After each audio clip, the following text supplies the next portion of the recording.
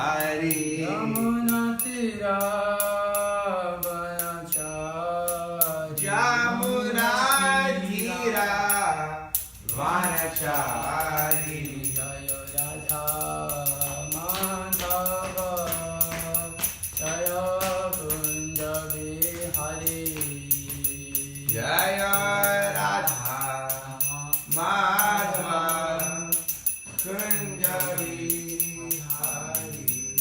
Hare Krishna Hey.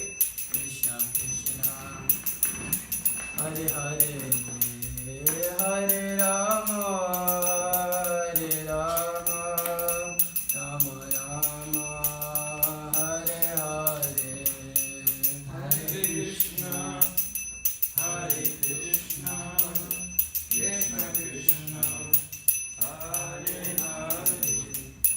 Hare Hare Hare Rama Hare Rama Rama Rama Hare Hare Hare Krishna Hare Krishna Krishna Krishna Hare Hare Hare Rama Hare Rama Rama Rama Hare Hare Hare Krishna Hare Krishna Krishna Krishna Hare Hare Hare Rama Hare Rama Rama Rama Hare Hare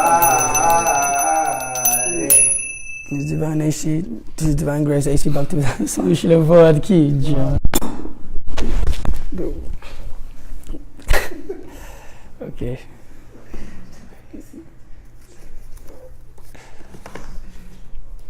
Alright.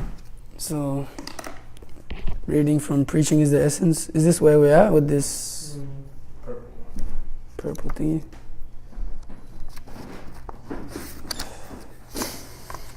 So, the basis of Krishna consciousness preaching and missionary activities is Bhagavad Gita, Śrīmad-Bhāgavatam, Chaitanya Charitamrita, Bhakti Rasamrita Sindhu. In our Krishna consciousness movement, we have limited our study of Vedic literatures to Bhagavad Gita, Śrīmad-Bhāgavatam, Chaitanya Charitamrita, and Bhakti Rasamrita Sindhu. These four works are sufficient for preaching purposes. They are adequate for the understanding of the philosophy and spreading of the missionary activities all over the world. Sisi Madhya Lila, chapter 22, 108, text 118. Right. Yeah. So recently I was reading in 4th canto, I believe how Srila Prabhupada is saying is, if one is simply just attached to these four literatures, then it's sufficient to go back home, back to Godhead. You know, becoming very attached to this thing, getting a taste for such literatures can elevate us to the position of a Uttamadhikari. So reading these literatures is so important, you know, like recently, for my first year of Krishna consciousness, I barely read, you know, and, you know, I could really see, compared to the first year, now second year, where I am becoming more regulated in my reading, how much that affects my preaching. Because I actually know what I'm trying to say now, you know, I know what Guru Parampara is trying to say, I know what Mahaprabhu wants, I know what my spiritual master wants. So then it becomes very easy for us to preach to other people and for them to see that line of Guru Parampara. You know, it's not that we just invent our own philosophy in our head and just present what our mind tells us. We should present, like Prabhupada is saying, Śrīmad-Bhāgavatam, Bhagavad Gita, Chaitanya Charitamrita, and Bhakti Rasamrita Sindhu. This is what we should present, not our minds. You know, free your mind. Speak freely with your mind. Speak from your heart. You know, Speak from your toenail, right? We also like to say, speak from your toenail. You know, but the heart is, like, my heart is even dirtier than that. You know, than my toenail. You know, it's like, so one must speak from the literatures which are transcendental. You know, they're spotless. You know, they're completely above the modes of material nature. So reading these, we can actually become situated in a higher platform. And from there, when people see that we're speaking from a higher platform, they can actually recognize what the real truth is. Because everyone is ultimately after after Krishna, but they don't know where to look for them. Right? They look in various places: women, cars, houses, men, all these things. But they don't understand that all these things they're looking for, simply just by turning towards Krishna, they can experience everything they've kind of experienced in the material world and more, a lot more. This movement is all satisfying. It gives satisfaction of everything. It's not that we situate ourselves in a small group and that's it. Now you're away from the society. Now you can't experience all these things. People say that. Why do you want to kind of put yourself in a limited place? Well, we're limiting ourselves so we can access the unlimited. This is the beauty of Krishna consciousness, that we have access to the unlimited happiness. That is nature of the nature of the soul. Sachita Ananda, right? Ananda, blissfulness, ever increasing blissfulness, never ending. That's the nature of the spiritual world, that it's ever increasing. Actually, even in our material life, you can see how that is our nature. Our nature is to always endeavor for more and more and more and more and more. Like there's never, right? You're never satisfied. How many books you distribute? Like 50, like let's say you did 100 in a day. Tomorrow you want to do 110. So the nature of the soul is to want to, be unlimited, or the blissfulness that you experience wants to be unlimited, or the knowledge that you have wants to be unlimited. That you want to endeavor for the unlimited. And who can give that? What can give that is Krishna consciousness, your actual constitutional position as a soul. So when we read these literatures, we can actually figure out what our nature is, who we are, what our relationship with Krishna. And when one is established in that relationship, then he can experience Satchitananda. Even in the material world, he can actually be liberated in the material world. It says how, if you read in 3rd canto, Maitreya, so it's talking Uddhava, how Uddhava was so completely absorbed in thinking of the Lord. When Maitreya approached him, Maitreya, right? Maitreya. When approached him, there was a whole conversation until he actually, had to bring his consciousness back down to the material world to talk to Maitreya. It's like he was so absorbed, and when he came back to see Maitreya, when he came back to that platform, he was crying, because he felt fallen, that even for a second, that he couldn't see the Supreme Lord anymore. So you can be situated on that platform just by reading these literatures. So, and then when we're on that, then it's very easy for us to preach, because people can see what the real thing is. And when you see what the real thing is, there's no other thing. Once you get a higher experience, the lower thing is, what's the need to go back? Yeah, so, Jai. Om Namo Bhagavate Vasudevaya.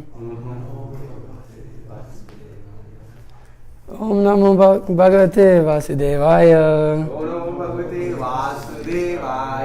Om Namo Bhagavate Vasudevaya. Om Namo Bhagavate Vasudevaya. Reading from Śrīmad-Bhāgavatam, Canto 1. Where's my phone? Canto 1, Chapter 3, Text 21.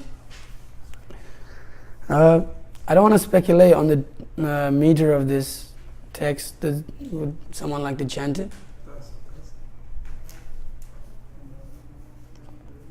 Tata saptadashe jata satyavatyam parasharat chakre vedataro shaka drishtva pumshorpamedasaha. If you want to sing it, standard. Tata saptadashe jata satyavatyam parasharat chakre vedataro shaka drishtva pumshorpamedasaha. Tata saptasya jataha satyavatyam paraksharat chakre vedataro shakha drisva pumso alpamedasaha. Tata saptadase jataha Tatyavatyam parasharat Chakri Veda Taror Shakya Drastva Pumso Alpamedasaha Tata Saptadase Jataha Satyavatyam Paraksharat Chakri Veda Taror Shakya Drishtva Pumso Alpamedasaha Tata Saptadashe Jata Satyavatyam Parashara Chakri Veda Shaka Vishwapumsolpamedasaha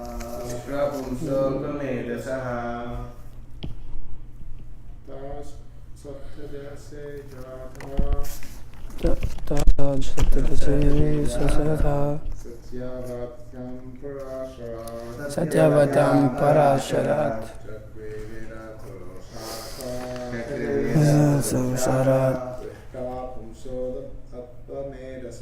Drishva Pumso Alpamedasaha Tata Satyadashe Jata Tata Saptadase Jataha Satyavatyam Parasharat Satyavatyam Parasharat Chakri Veda Shaka Chakri Veda Shaka Drishva Pumsopamedasaha Drishva Pumsopamedasaha Tata Sadase Yataha Satyavata Parasara Satyavatyam Parasharat Chakri Veda Shaka Svapumsopamedasaha Pumsopamedasaha Tata Saptadashe Jata Saptadase Jataha Satyavatyam Parashara Satyavatyam Parasharat Chakri Veda Shaka Chakri Veda Shaka Drishva Pumsopamedasaha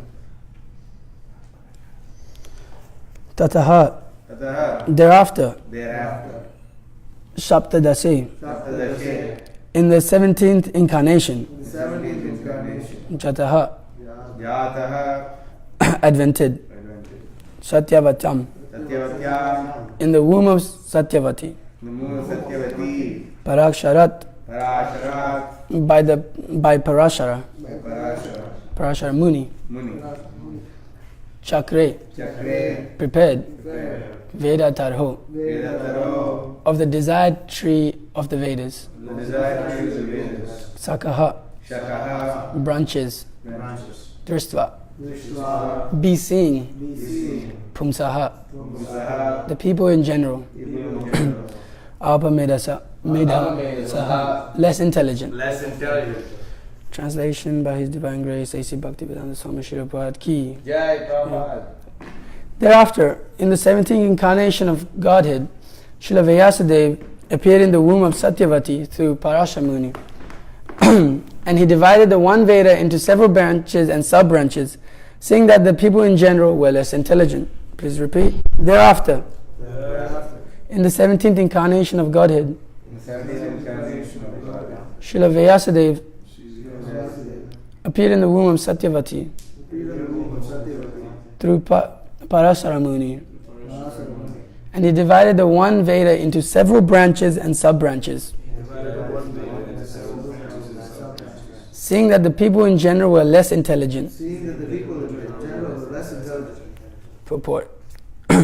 Originally, the Veda is one, but Srila Vyasadeva divided the original Veda into four, namely Sama, Yajur, Rag, Atharva. And then again they were explained in different branches like the Puranas and Mahabharata. Vedic languages and the subject matters are very difficult for ordinary men. They are understood by the high intelligent and self-realized Brahmanas. But the present age of Kali is full of ignorant men. Even those who are born by Brahmana fathers are in present age no better than Shudras or women, or the women. The twice-born men, namely the Brahmanas, Kshatriyas and Vaishyas, are expected to undergo a cultural purificatory process known as samskaras. But because of the bad influence of the present age, the so-called members of the Brahmana and other higher order families are no longer highly cultured. They are called Dvija Bandhus, or the family and friends of the twice-born. But these Dvija Bandhus are classified among the Shudras and the women. Srila Vyasadeva divided the Vedas into various branches and sub-branches for the sake of less intelligent classes like the Dvija Bandhus, Sudras and women. Om Gyana Chimanasya Gyana Gyana Shalakaya Chakshiruniltam Yena Tasmai Shri Guruve Namaha Shri Chaitanya Manabhishtam Stapitam Yena Bhutale Swayam Rupam Kadamayam Dadati Swapadantikam Bandeham Shri Guru Shri Yuta Padakamalam Shri Guru Vaishnavam Shah Shri Rupam Sahagajatam Sahagana Raghunatam Vitam Tam Shri Jivam Sajivam Sadvaitam Sadhu Avadutam Parijana Sahitam Shri Krishna Chaitanya Devam Shri Radha Krishna Padan Sahagana Lalita Shri Vishaka Vitam Scha He Krishna Karuna Sindhu Dina Bandhu Jagat Pache Gopisha Gopika Kanta Radha Kanta Namostate Tapte Kancha Gaurangi Radhe Vrindavaneshwari Rashivanistu Devi Pranamami Hari Priya Vanchakopadarugasya Kripa Sindhu Evacha Patitanam Pavane Vayo Vaishnavi Vayo Namo Namaha. Alright, so today we're discussing the complementation of the Vedas. Alright, so this is done by Srila Vyasadeva. Today I'll be going through a few verses here and there, so I'll be using my phone to navigate the verses, so if it takes a little bit of time here and there, please forgive that. So here Vyasadeva is discussing, here Prabhupada is discussing in the purport how Vyasadeva divided the Vedas into the four categories, Sama, Yajur, Rag and Atharva. Originally the Veda was one. Veda is, as Prabhupada is explaining here, is very difficult for ordinary men to understand. They require very high intelligence, and that means that one must be in the mode of goodness. Those who are in the mode of passion and ignorance, it's not really possible to understand Veda because it's such a complex literature. So Prabhupada, in some of the purports later on in like the 4th and the 5th chapter, gives some of the qualifications that one must have. He says how one must be, what does he say here? One must be in strict disciplinary vow and disciplic succession. Right? Those are two qualifications he gives to be able to even go towards studying the Vedas, right? And one must be in the platform of a Brahmana, essentially. The qualities of a Brahmana, not that he's born of some, just born from a father, like Prabhupada is saying here as well. How if you're just born from a Brahmana father, then you're automatically a Brahmana.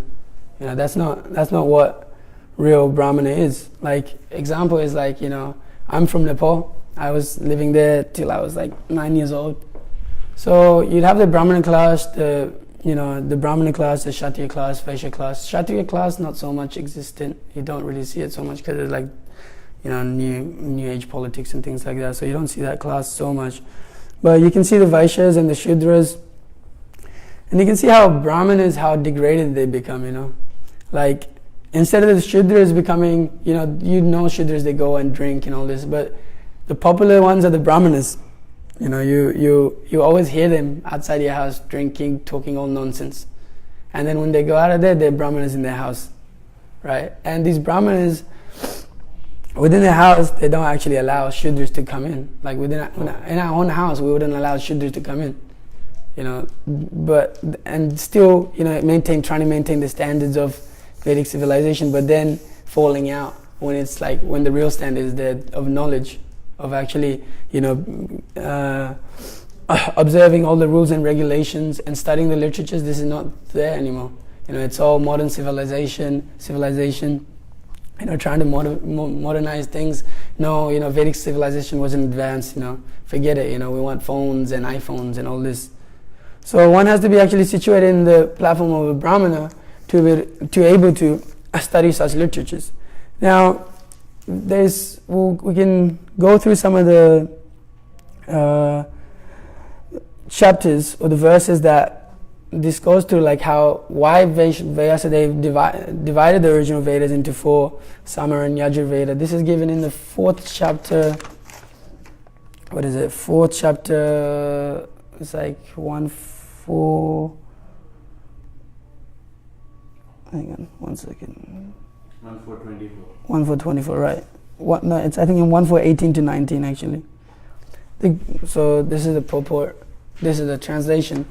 The great sage, who was fully equipped in knowledge, could see through his transcendental vision the deterioration of everything material due to the influence of the age. He could see that the faithless people in general would be reduced in duration of life and would be impatient due to the lack of goodness. Thus he contemplated for the welfare of men in all statuses and orders of life. And then relation to that verse is 1.1.10. It's like, yeah. So in the old learned one, in this age of Kali, men have but short lives. They are always quarrelsome, lazy, misguided, unlucky, and above all, always disturbed. So Vyasadeva, seeing that in the age of Kali, men would be so degraded, he felt compassionate upon the conditioned souls.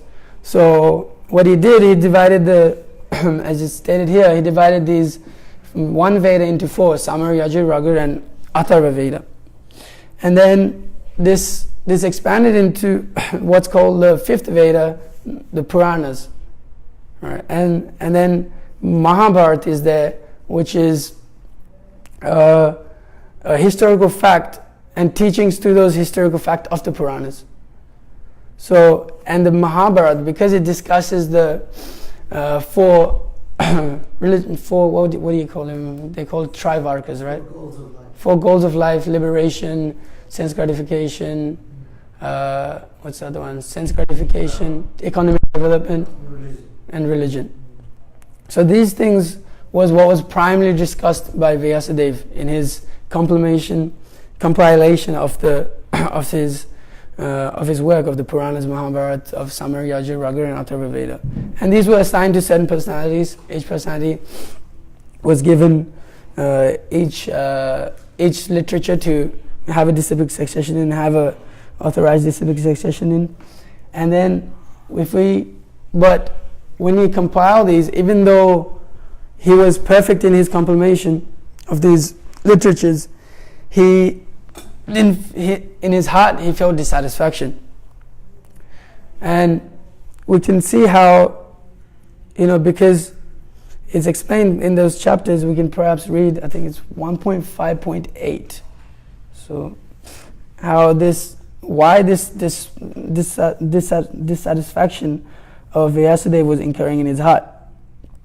Right, number 8. You are not actually broadcasting. Right. So because this dissatisfaction was in his heart, his spiritual master Narada Muni, he was praying to Narada Muni, please reveal to me why, this dissatisfaction, I don't know that word is dissatisfaction is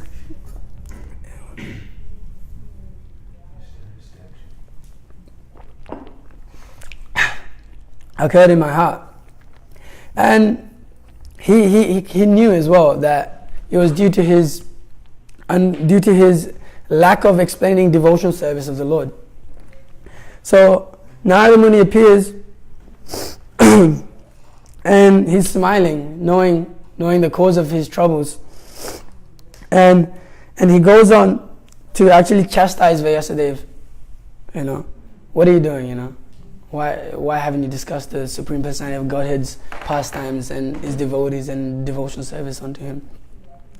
And we can read this verse. This is 1.5.8. Shri Narada said, "You have not actually broadcasted the sublime and spotless glories of this personality of Godhead.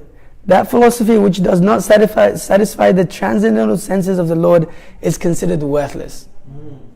So told him, whatever you've done, you just throw it away, and then later on he explains why so. And we can go into the next verse, which is 5.10, and the purport in that is really ecstatic. It's like, those words which do not, this is the translation, Those words which do not describe the glories of the Lord, who alone can sanctify the atmosphere of the whole universe, are considered by saintly persons to be like unto a place of pilgrimage for crows. Since all perfect persons are inhabitants of the transcendental abode, they do not derive any pleasure there. So I would like to read this purport because it's one of this one in the first canto. This one stuck out to me the most, like especially the ending of it. Is like so it's quite long. Should I just read maybe the second half? Whatever you want. I'll just read this second half here. So basically in the first it describes how devotees are like swans and they can really take this this knowledge on easier and they're actually able to see the beauty of it. And then he goes on to say, similarly, there are different kinds of literatures for different types of men of different mentality. Mostly the market literatures which attract men of crow's category are literatures containing refused remnants of sensuous topics. They are generally known as mundane talks in relation to the gross body and subtle mind. They are full of subject matter described in the decorative language, full of mundane smiles and metaphorical arrangements. Yet with all that, they do not glorify the Lord. Such poetry and prose on any subject matter is considered decoration of a dead body. Spiritually advanced men who are compared to the swans do not take pleasure in such dead literatures, which are the source of pleasure for men who are spiritually dead. These literatures in the mode of passion and ignorance are distributed under different labels, but they can hardly help the spiritual urge of the human being, and thus the swan-like spiritual advanced men have nothing to do with them. Such spiritual advanced men are called also manasa, because they always keep up the standard of transcendental voluntary service to the Lord on the spiritual platform. This completely forbids fruitive activities for gross bodily sense satisfaction or subtle speculation of the material egoistic mind. Now this is where it's like hits home. Social literary men, scientists, mundane poets, theoretical philosophers and politicians who are completely absorbed in the material advancement of sense pleasures are all dulls of material energy. They take pleasure in a place where rejected subject matters are thrown. According to Swami Sridhar, this is the pleasure of prostitute hunters. But literatures which describe the glories of the Lord are enjoyed by Paramahamsas who grasp the essence of human activities. What an ecstatic, way Prabhupada describing that, everything that we read is useless unless it's got to do with devotion service to Krishna. Like we're reading there, that's why he's saying read these four particular literatures, Śrīmad-Bhāgavatam, Bhagavad Gita, Chaitanya Charitamrita, and Bhakti Rasamrita Sindhu, because they Chaitanya Charitamrita, yeah. And these are where was I? Okay, hang on. I lost my thought. So by reading these, they describe the devotion. They describe the path of devotional service towards the Lord and slowly elevate us. So therefore, they're all satisfying. Whereas these books, whatever it may be, whoever it may be by, anything that's devoid of it is is as good as the pleasure of the prostitute hunters. Prabhupada, there was this lecture, I was listening to this lecture, and he's saying how, even our tongue can be like a prostitute, our ears can be like a prostitute, our belly, and he's like, the tongue can be a prostitute in the sense that, it talks all sorts of nonsense here and there, where, it talks here and there, whatever nonsense, and then also takes whatever nonsense, eats whatever nonsense, go to this shop, grab that, and then go somewhere else, and then take that. And then the ears also, like a prostitute, hearing this, hearing that, all over the place, So, and even the belly, and the genitals itself. So, like that, but if one simply just, diverts that to listening to the glories of devotional service and actually doing devotional service, then they become transcendental. So, and then we go on, and Vyasadeva is saying why the fact that he compiled the Vedas with the 4 goals of life was such a problem. I think it's, 1.4. It says 1.7.8, but that's the right. Hang on. This is where he's telling him that Narada Muni is telling him that, why have you just done this only? Why have you just only explained these 4 things? Because people are very much attracted to these things because it gives them sense gratification. Do you remember what verse that is? I had it written down, but I can't remember exactly where I wrote it. So, anyways. So yeah, what Vyasadeva described in that was very nice for the people in general because it meant they could go on with their lives very easily without much restrictions, just perform sacrifices, and, observe religious principles a little bit, and you can have sense gratification and you can live a nice, comfortable life. But what's the point? What's the actual goal? What's the goal of life? And this, without devotional service, everything is useless, as himself, Narada Muni is saying. So what's the point? Narada Muni is chastising, why have you done this? So he tells him, simply just describe the glories of the Supreme Personality of Godhead. I think that's in the 6th chapter actually, perhaps 6, 8 perhaps. I've got it. Okay, 1 second. Let's find these verses.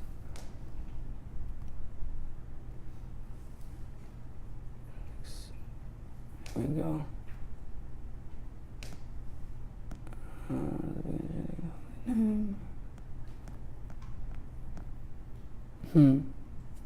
It's not that chapter, huh? Anyways, we'll go on. If I can find it later, I'll go back to it. But yeah, just Narada Muni is telling him, just talk about the Supreme Personality of Godhead. Give what the real thing is to the people, general masses, so that they may come to the standard of devotional service. And we can read in, I think, 7.8 that how Srila Vyasadeva decided to, being understanding of this matter, listening to his spiritual master, went on to describe this devotional service, the path of devotional service. So he compiled the Śrīmad-Bhāgavatam. So this is given in 1.7.8. So the great sage Vyasadeva, after compiling the Śrīmad-Bhāgavatam and revising it, taught it to his own son, Srila Shukadeva Goswami, who was engaged in self-realization. Right, that's...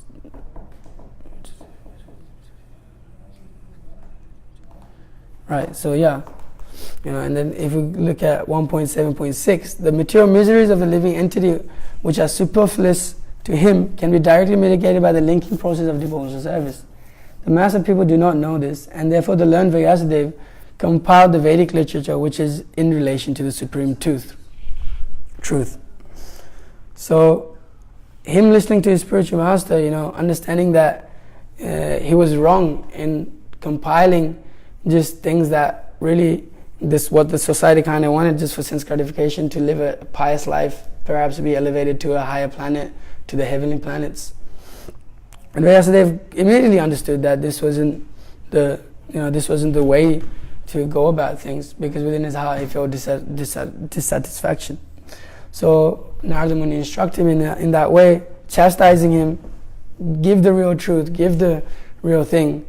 He composed his Śrīmad-Bhāgavatam, which is the essence of all Vedic literatures. It's Amala Purana, spotless Purana, because it describes the Supreme Personality of Godhead and his devotees and his pastimes. It is all perfect. What is that verse? It's the essence of all Vedic literatures. Nigama Kalpataru. What verse is that? 113. Is that 1, 2? 113. 113. 113.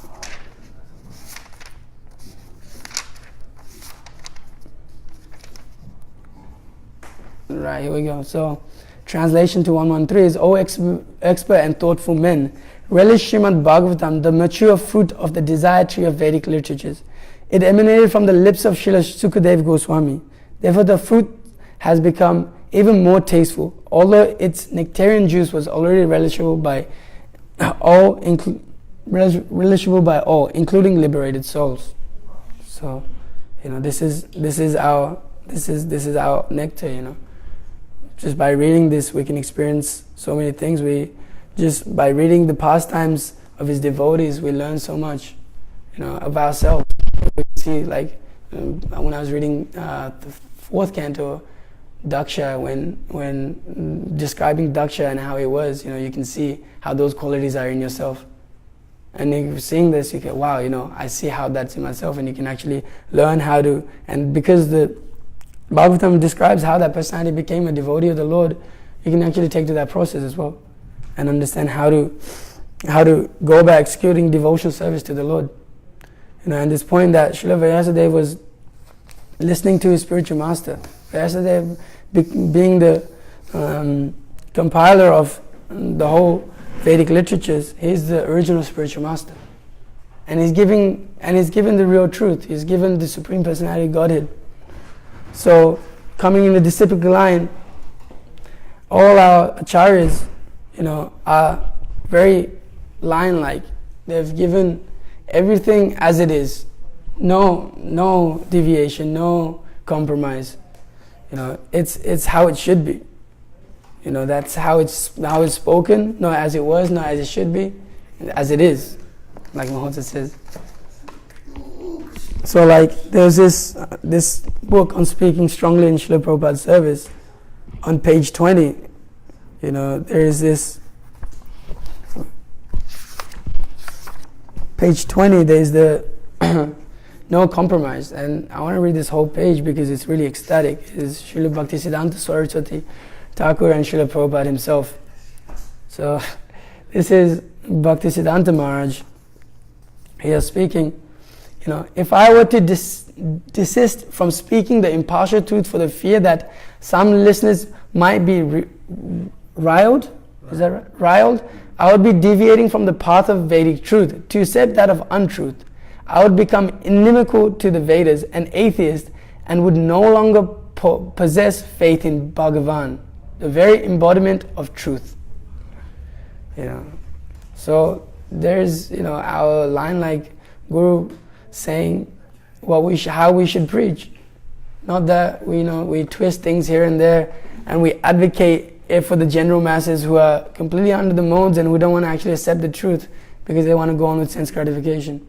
What's the point of just always advocating for them? We should advocate for them, but not to the extent that we change our philosophy, because they don't know what the real thing is. They're going from here and there, just jumping on trends. What's the point? Affected by the modes of material nature, dragged by passion and ignorance. And if we follow them, where is our stake? Our society going to be? Look at their society. It's hogs and dogs. It really is. If you look at their educational system, the fruits of the educational system, at least in Australia, is after they finish school, they go and drink and party and have sex and just completely degrade themselves. They call it a schoolies. At the end of year 12, you go out a little bit further in the country where there's a nice beach, and the government does this for them. What? Yeah. So so they hold a big party at the end of the year 12, and they just go and take drugs, alcohol, whatever they can find.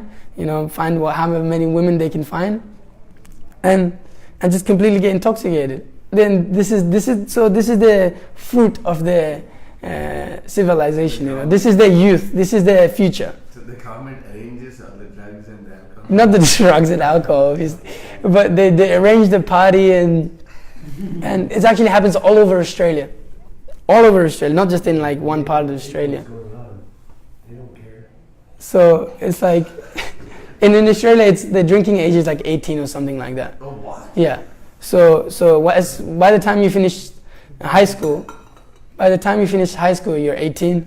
So the government, they push them They push them, or they attract them towards such things. And these kids, just coming out of high school, everyone goes all over the whole Australia is partying. The whole generation of young kids, the next future generation is partying, wasting their brains, on drugs and alcohol. So this is the fruits of their civilization. What is, and then if we take to that, what's going to be ours, Like they're just jumping here and there. They don't know what it is. So our point is to give the truth. Like Bhakti Siddhanta Maharaj is saying, if I deviate from the truth, then I'm an atheist. They would no longer possess the faith in Bhagavan. What's the point? If we just follow them, they like this, and then tomorrow they'll like something else, and then we want to switch to that too. Today they're like, Hatha yoga or this yoga or that yoga, and then tomorrow they'll like some other type of yoga, beer yoga, chicken yoga. There is beer yoga. Yeah, there is beer yoga. That's what. Yeah. So we wanna come tonight beer yoga, at the Harinama Ashram, come beer yoga. It's like what nonsense, we can't. You can't keep up. We can't try to, put ourselves in the civilization. The civilization has to put themselves in the Vedic way of life, because then we can actually establish Varnashram Dharma. Establishing Varnashram Dharma is not the most important thing, more than the Sankirtan movement, but it is important because it allows the society to function. You can see how, and by quality, not by just birth. But you can see how well it functions just by kind of, if you give it some thought. You're born as a Brahmana. You know what your position is already. You start studying when you're young. By the time you're old, you've become a professional, By the time you're 13, 14, you've become a very, very, very well-established personality in this literatures or, whatever it is. Or if you're a Vaishya, you have a certain type of work you do, you're very well-established in that. So they're very professional. So every little position that everyone has in their society is very good, very high level standard, because you've learned it since you're a kid. When you learn something when you're a kid, it's very easy to take up, very, very easy. So you can see how this society can perform so nicely, Now, if we look at the societies, most people don't know what they're doing, where they're going, what to do. And then we have a society of people that are just confused and not knowing what they're doing. Like in high school, I'm in university, so when I go to university, I'm doing science. It's like, so what do you want to do with life? I don't know. I don't know. I have no clue. Why are you doing this? I don't know. I just want to do it because it's the thing to do. Like, what? It's like, there's no direction. It's all misdirected civilization. So for us to change our truth is pretty much becoming atheist. It slowly becomes this and that, and then whatever, and then our whole principles are finished. So like that, coming from Vyasadeva, we must preach like our acharyas. We just must follow in their footsteps. And I want to keep reading because there's really, really ecstatic. This next little bit is really ecstatic. So, as the perfect servants of his line guru, Srila Prabhupada never compromised, nor did he want his disciples to compromise. The fact is that this is Prabhupada speaking now. This is in a lecture. There's a couple of lectures that have been put together, I believe. So it's like Back to Godhead and Śrīmad-Bhāgavatam Volume 1. So the fact is that I am the only one in India who is openly criticizing not only demigod worship and impersonalism, but everything that falls short of complete surrender to Krishna.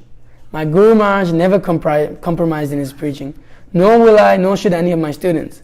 We are firmly convinced that Krishna is the Supreme Personality of Godhead and all others are his parts and parcels servants. This we must declare boldly to the whole world.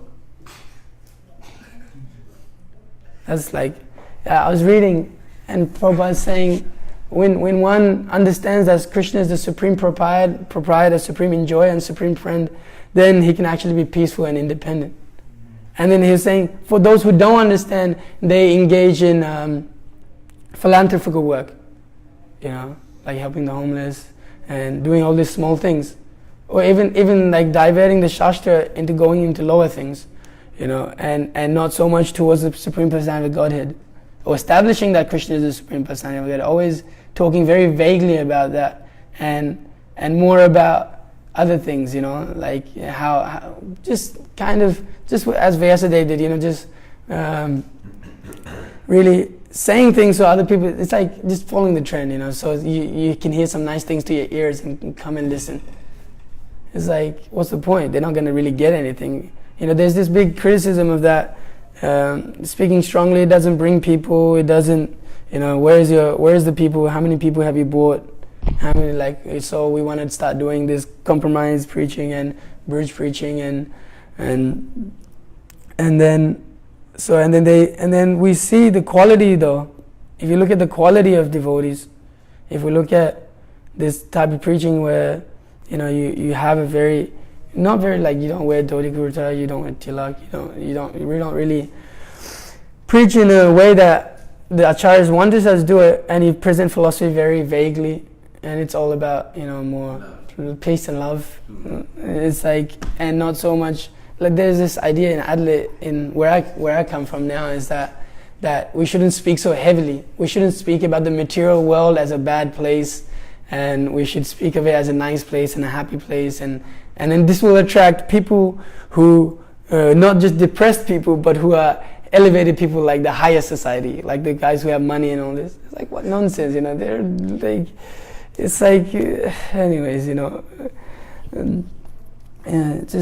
just coming to the principle of preaching this brings real people who are sincere. We think by preaching like this we can bring people, but those people, how strong is their devotion going to be? Float here and there, and then you won't see them again, for a while. Even if they're around, it's to come to the platform of devotional service, pure devotional service, is very difficult with that preaching, because what Maharaj was saying, this is Kadama Maharaj was saying, the problem with bridge preaching is that the first generation understands this bridge preaching. For the second generation, it becomes a way of life. So the philosophy becomes completely watered down. Then we lose everything. Then we no longer have what's real, what Vyasa is giving. So reading on, we are facing so many difficulties. We don't care for it. We never compromise. All my students will never compromise. Why shall I compromise? I'm confident that I'm speaking the truth. Why shall I compromise? Those who are not confident of this position will compromise. One who does not know where he stands will compromise. And if I know where I'm standing, why shall I compromise? Let others do what they like. This is our position. When you become actually preacher of God consciousness, you cannot make any compromise. You must call a spade a spade. When we deliberately discuss on Shastra, there is no question of compromising. We face the bare facts. When we sit on the Vyasas and we represent Vyasadeva, and we represent all our acharyas. So when we speak, we must speak, in that line, the way they spoke, not that we water it down and then kind of just, twist it and turn it and then, whip out some new meaning. So you don't get the real result. The result is in the process. You do the process like science. When we do science in university, you're given a particular process. You're given, okay, do this, and you get this. Sometimes I like to twist the things and I don't get the result. It's you just, forget it. Yeah, I'm just I don't need it. I'll just kind of speculate and see. What do you end up? You end up in a big mess. You're too far in. It's you've got a couple of hours left. That thing that takes 8 hours, you got 2 hours left, and you haven't done anything because you decided to speculate. And then you don't finish the thing and you fail. Right? So it's like that. It's you want to go through your life and you want to kind of just speculate on these matters and kind of just think about how you want to think about it. And you get to the end of life and you realize, oh crap, I have 2 years left in my life. What am I going to do? Too late. I'm sorry, try again. So like that. I want to keep reading because we don't make any flattery to satisfy the whims of the audience. We speak from Śrīmad-Bhāgavatam, we speak from Bhagavad Gita and present them as it is, without any alteration. This is our position. If you like, then you make progress. If you don't like, that is your option. But we cannot make compromise. We present the Shastra as it is. Krishna says, Sarva dharma parityajya mamekam sharanam vraja. Set aside everything, just become my devotee, a surrendered soul. So we are preaching that. We don't make compromise. Therefore, all people are against me because this man simply says Krishna. but I cannot say anything more. Right? That's amazing, right? So we don't care. We don't care. You guys are too fanatical. Your morning programs and your 6 hours a day and it's like that's the point. Is you want to be completely absorbed in Krishna. Krishna, Krishna, Krishna. That's the only thing. It's either Krishna or mine. And there's nothing else. And then going on, we cannot compromise to satisfy others. We don't make any compromise. What we believe, we are preaching that. People are accepting. So you believe or not, it doesn't matter for us. We have got a very nice diamond. Try to sell it. If there is a purchaser, he will purchase. Otherwise not. It is our duty to canvas. But we cannot sell iron instead of diamonds. Cannot sell iron. He's saying iron, what to speak, what to speak of what's happening now, even less than. So just following what the Acharyas is saying. I mean, if you look at our parampara, lion, dynasty of lions. And the son of lions must be lions. If you look, in the animal kingdom, or just if you look at it, if you analyze it, the son of the lion stays with the lion. When he's small, he doesn't go away. If he go away, what happens? The hyenas come and eat him. I was watching this video. It's like this lion was by himself. This lion was by himself, and all these, because he was by himself, all these hyenas came and just attacked him. They were starting to rip him to shreds. Can't stand for himself because there's no one to help him. But this other lion comes and completely just because there's two of them, kills all these hyenas. So one has to be careful, in the analytical sense, that the lion, when he's attacked by such, by hyenas, he doesn't turn and become a hyena in disguise of a lion. One must, even if he dies fighting as a lion, that's more glorious than dying as a hyena. So we being the sons of lions, we must follow in that. We must follow in that instruction. We must do it very logically, of course, but we must not deviate from what the Shastra is saying. And if we do that, then our progressive march to back home, back to Godhead is very successful. So we're just simply following what our acharyas are saying. Then there is no question of, I might not go back home, back to Godhead. You will. There's no question of it because you're following exactly what our acharyas are saying. That's all we really have to worry about, what our acharyas are saying, what the Shastra is saying. Guru, Sadhu and Shastra. That is our process. Anyways, that's all I'm going to say for today. And what is it? It's like 8:30 actually, so I'll read the translation of the verse again. So thereafter, in the 7th incarnation of Godhead, Srila Vyasdev appeared in the womb of Satyavati through Parasara Muni, and he divided the one Veda into several branches and sub-branches, seeing that the people in general were less intelligent. Sure. Any questions or comments?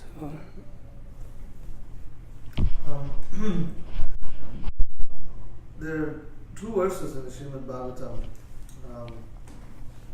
that also state how the Śrīmad-Bhāgavatam, the essence of all the Vedas, is specifically the word used is Shruti. And this is significant because this usage is not found in other Puranas.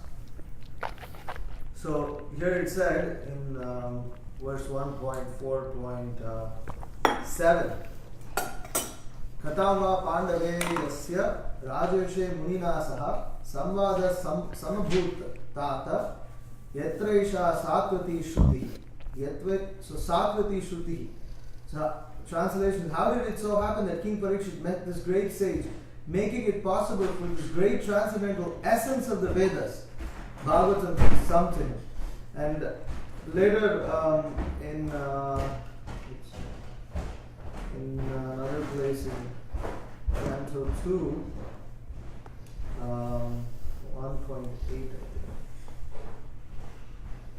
Shukadeva Goswami states, Shukadeva Goswami stating himself, Idam Bhagavatam Nama Puranam Brahma Samhitam Aditavan Dvaparado Pitur Dvaipayanadaham. So the word here uses Brahma Samhitam, which means the essence of the Vedas, or also another aspect of looking at this is that it refers to the essence of the Vedanta Sutra, Brahma Sutras, Brahma Samhita, Puranam Brahma Samhita.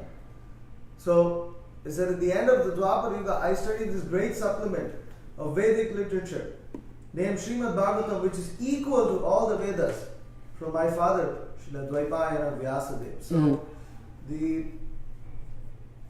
the what verse was that again, sorry? This is 2.1.8. 2.1. Oh, that was, yeah, right. So the Śrīmad-Bhāgavatam, therefore, on the authority of Srila Vyasadeva, who was the compiler of the Vedas and wrote all the Puranas, can't be rejected. Yeah. Oh, this is Purana, it is Smriti, cannot be classified. Now, who classified these things? Vedavyas. Yeah. He's the original classification. If he said this, then that's the classification. Whatever anyone might say later, it doesn't count. Even the old Smriti, or some scholar says that this is recent or something like that, it cannot be taken. We have to take it on the authority of Vyasa, who is the author of the book. Yeah. So, therefore our Sampradaya, the Brahma Madhva Gaudiya Sampradaya, is rooted very firmly on Vedic grounds, especially because it is based on the Śrīmad-Bhāgavatam. And it is our duty to, as you said, very nice class, explaining how we have to present the Vedas, we have to present the Śrīmad-Bhāgavatam, which is the essence of Vedas. Srila Prabhupada, in that thing that you read from preaching is the essence. He says these 4 books. Yeah. There's these 4 books.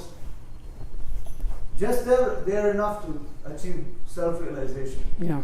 We have to kind of, nail this into our head. You don't have to read something else. Read this. This is enough to achieve self-realization. There's that. There's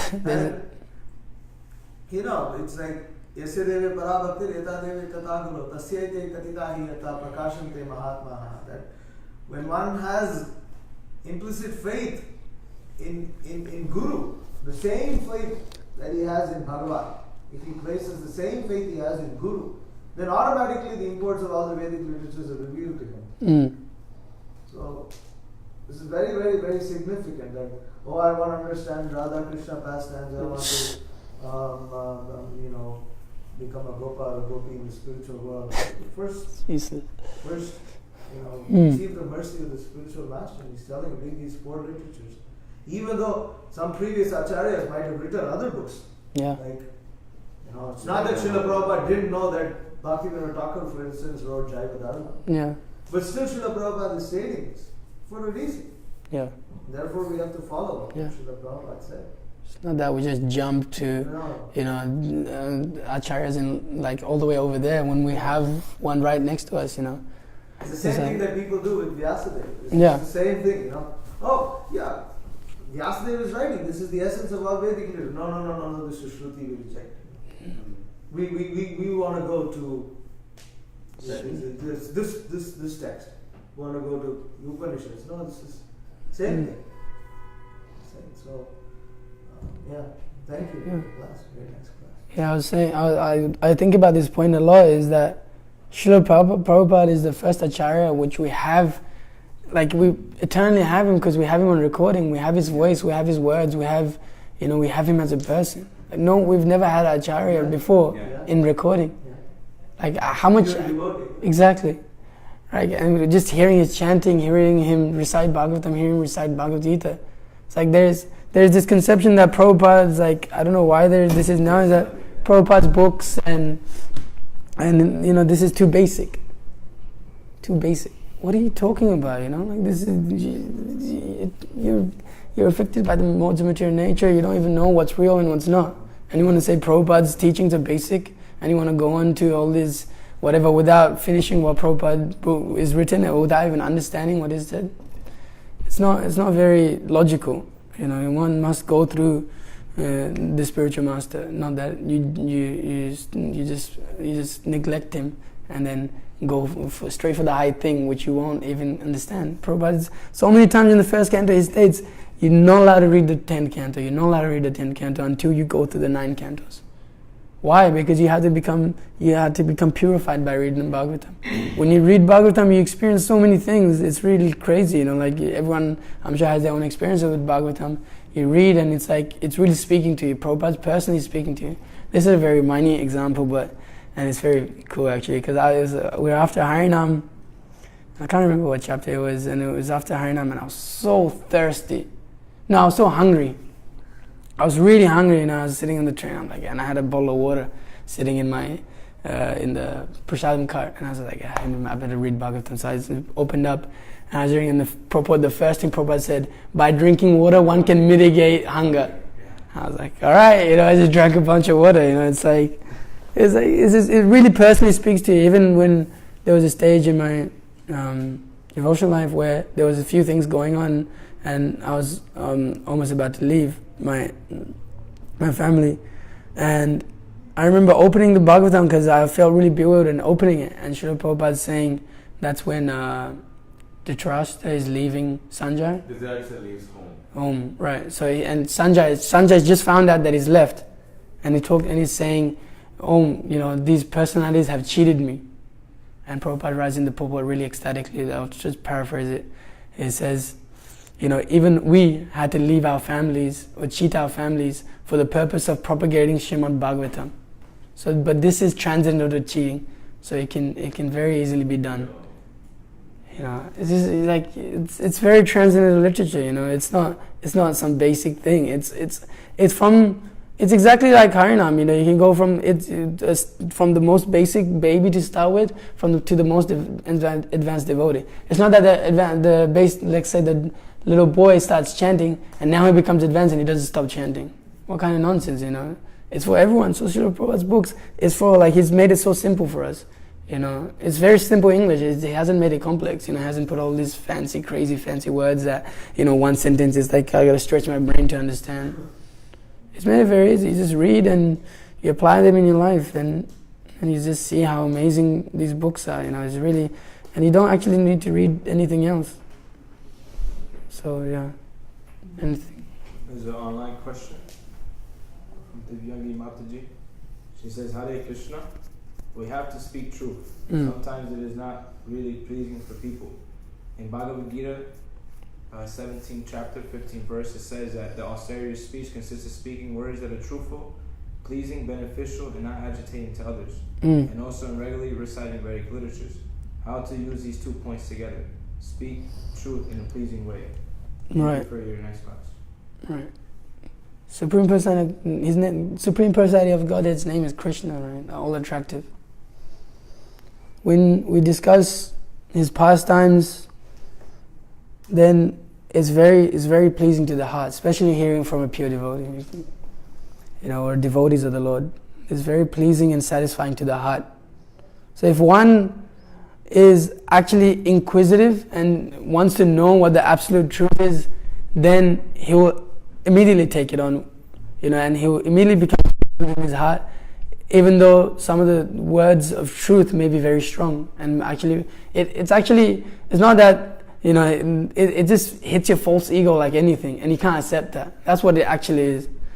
Prabhupada's speaking, and it's like telling you that you're nonsense, you're full of envy, you're full of lust, you're full of greed. That's heavy. And in the society now where it's all very flowery, it's very flowery and very peaceful and everything is okay.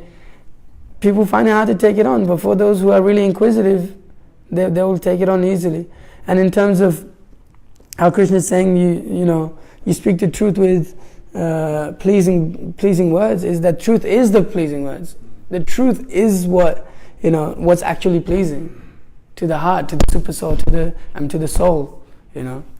So when you speak the truth, it's not that we fanatically, let's say some new guy comes, we don't tell him about the Yeah, it's not like that, you know. It's not that we speak the truth, so we tell him everything. It's like we must also see what kind of level this personality is on.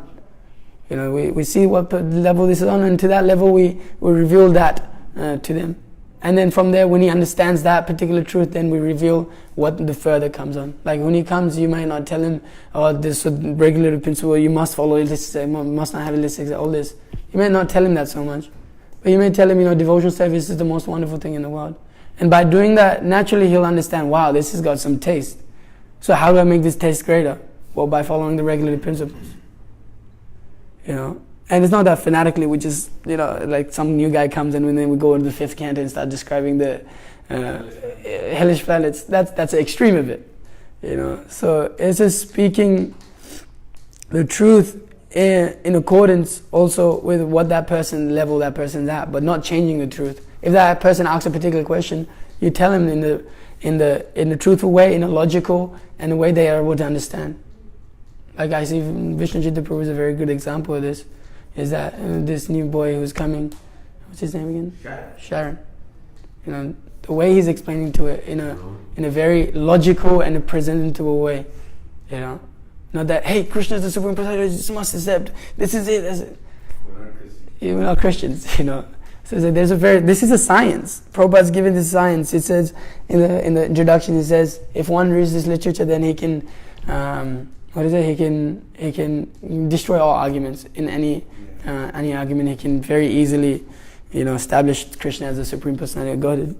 So because this is a science and we have this, we can actually establish this very systematically and practically for the people, because they can actually it's practical science, you know. It's very applicable and very easy to see. So speaking truth with truth is very pleasing to the person. Truth is pleasing, you know, when one accepts it properly.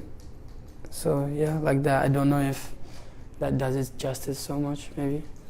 Yeah, I just wanted to read what Srila Prabhupada said in this regard. There's more that's in that book stated, but the first emphasis that, see, in the Bhagavad Gita when Krishna states this, the first thing that you state in rules of grammar, the first thing that is stated carries more importance. The second thing is the second important. Third. Krishna first says one speaks the truth. Yeah.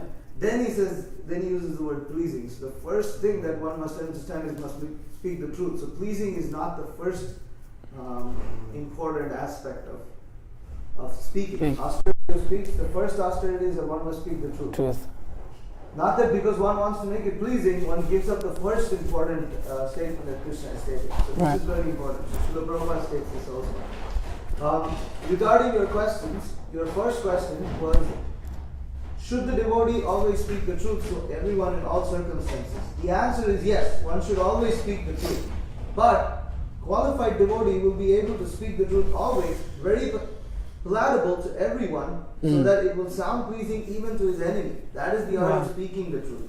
It is certainly so that we must speak the truth to all people. But how you say it is another thing. Satyam bruyat, priyam bruyat. When you become a little more experienced in Krishna consciousness by preaching word, and if you are sincere and serious to make progress in spiritual understanding, you will not have to worry yourself further, because the truth will always be spoken to you in the proper manner.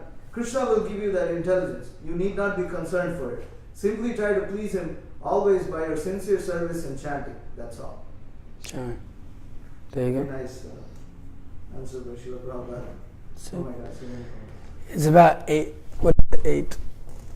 33. Maybe one more question or comment. Or I just have a brief comment.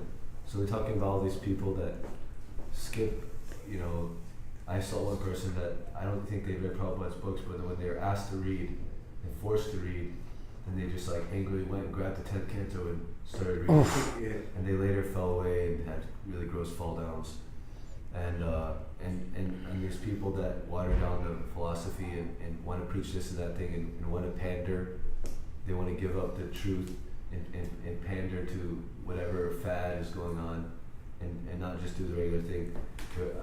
I was just reading the Haran Ashvas getting instructed by Narada Muni. One of the enigmatic instructions that Narada Muni gives them, he says there's there's a woman who's a professional prostitute. So in the Hari Ashras, Dharma describes that. Hari Ashras understand, you were saying about the prostitute, your tongue can be a prostitute. So he's like saying, it's also, the Hari Ashras understood that your intelligence, if it's not actually properly guided, then it's just like a prostitute. Yeah. If you see these girls that want to attract different men, what they'll do is they'll change their hairstyle, they'll change their makeup, and they'll change their dress, like every so often to like get that fresh new look to try to like captivate someone to like, wow, you know. And so the same thing in intelligence does that. They try to like dress up different things in different ways to just trick you away. Wow. Prabhupada says you get victimized by Kali. So he compares now, he says, karmis change the professions at any moment, but a Krishna conscious person does not change his profession.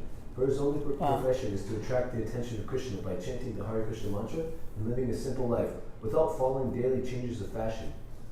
In our Krishna conscious movement, fashionable persons are taught to dress in one fashion, the dress of a Vaishnava, with shaved head and tilak. They are taught to always be clean in mind, dress, and eating in order to be fixed in Krishna consciousness. What is the use of changing one's dress, sometimes wearing long hair and a long beard, sometimes dressing otherwise? This is not good. One should not waste his time with such frivolous activities. Wow. One should always be fixed in Krishna consciousness and take the cure of devotional service with firm determination. So, how many people do we know that are keeping long hair and don't wear tilak, that don't have, who knows how many rakes they're following? And they appear in the assembly of devotees in kirtan. What kind of kirtan is that? What are people going to get out of that? They're going to get the watered down, not real thing, and they're not going to get the cure. Yeah. Okay. Jai. Thank you, Natha Prabhu. Kunjara Śrīmad-Bhāgavatam ki jai. Śrīla Prabhupada ki jai. Panchakamatana Krishna Deva Chamadana Bhavani.